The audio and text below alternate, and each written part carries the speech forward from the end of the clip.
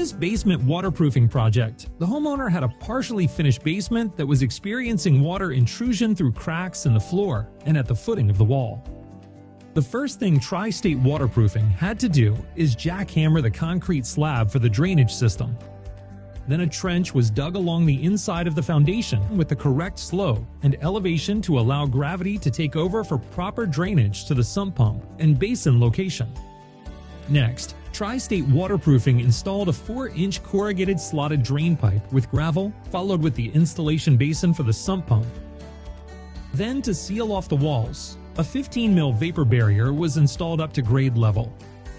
Finally, a sump pump was installed with a battery backup system to include a drainage outlet to the outside of the home. Tri-State Waterproofing always leaves the job site better than they found it. Another satisfied customer from Tri-State Waterproofing.